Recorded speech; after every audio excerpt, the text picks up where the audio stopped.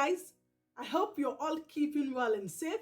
Welcome to Early Years Matters TV. So today on this channel, I'm going to be talking about how to ensure smooth transitioning in early childhood. Yes, today's discussion is going to be all about ensuring smooth transitioning from one activity to another in early childhood. I will start by giving the definition of transition. So what is transition? Transition refers to as a change, okay?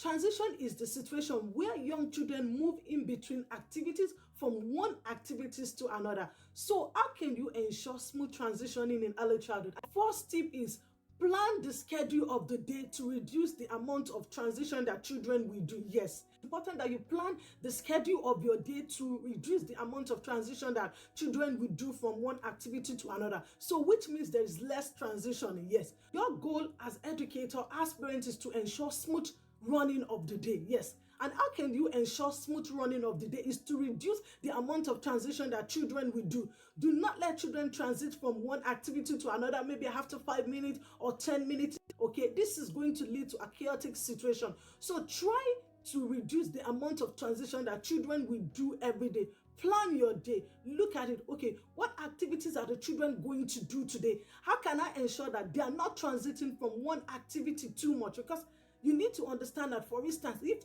children, they are playing and then you want them to transition to another activity or to move on to do something else, it's going to take time. Okay, so try to plan your day to reduce the amount of minimum transition that children will do each day. That's the first tip. All right. Okay, so the second tip I'm going to give out today is for you to ensure smooth transitioning from one activity to another. Provide verbal and non-verbal cues. Yes, provide the children with verbal and non-verbal cues. For instance, if the children are engaging in painting and they are going to move next to sand play, so let them know, boys and girls, in the next 5 minutes, we're going to be finishing painting and then we're moving on to sand play. So you've given them the verbal cue ahead of time. They know that, yes, in the next 5 minutes, they are moving on to another activity.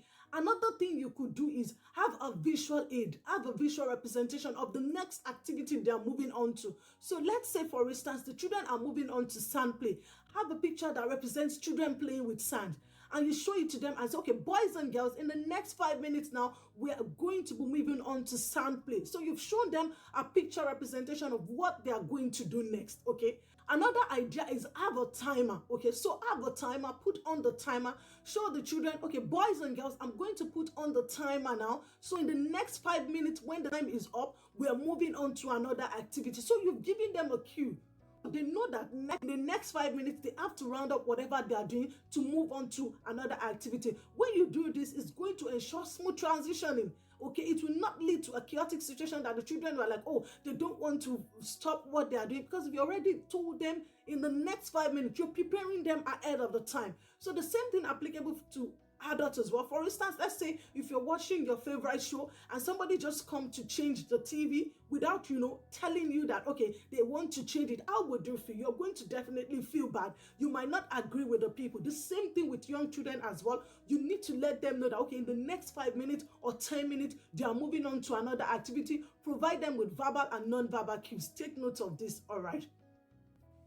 Okay, so another tip to ensure smooth transitioning from one activity to another is try to minimize children transitioning together at once. Yes, try to minimize that all the children will transition at once. For instance, let's say if you have like 10 children in the room, do not let the 10 children do the same thing at the same time. So divide them. 10 children, you could divide the activities into two. Okay, painting and sand play. You let 5 children engage in sand play, you let the other 5 children engage in painting, and when the time is up, they swap. So do not let the children do the same thing. Maybe, okay, all the 10 children, they are painting at once, and then time up, you're moving them to something else to do. So it will be too much. Okay, so try to ensure that the children are not doing the same thing at the same time. They are doing the same thing at the same time. It might be difficult to move them, all of them, to another activity, but if you divide them into groups, it will be so much easier. You will know, okay, it's only 5 children, you're moving from one activity to another at once, and then you're moving the other 5 children from another activity to another as well. So try to take note of this tip as well. All right. For you to ensure smooth transitioning from one activity to another is allow the children to finish one activity before you move on to the next. This is important so that the children will not be frustrated. Let's say, for instance, if children, they are painting, okay, and they are so much engrossed in the painting, they're enjoying it. Give them the time to finish the painting. Do not just say, okay, that's it now, we're moving on, we're going outdoor play. The children will be frustrated. It might be challenging to move them from that painting activity to going out because they are so much enjoying. It's important for you to ensure smooth transitioning of the day. Make sure that the children finish one activity before you move on to another. Give them sufficient amount of time. Okay, let them finish what they are doing before you navigate or you move them to another activity. That's how you can ensure the smooth running of the day. Because if the children did not finish the activity and you want them to move on to something else, it might lead to frustration. They're like, oh no, they're still doing it, they are still enjoying it. So observe the children. If they're engaging in an activity, you know, and when they finish it, you can then move them to, all right. Another tip I'm going to give out today for you to ensure smooth transitioning of the day is see the children that were waiting to do something else. Okay, let's say, for instance, with 10 children painting, okay, and 6 of the children are finished painting, whereas the remaining 4 are still painting. So the 6 that are finished, occupy them to do something else instead of having to wait for the other children to finish before they move on to. So the 6 of them, you could occupy them. You could just say to them, okay, boys and girls, go to the book corner, okay, go and pick up a book.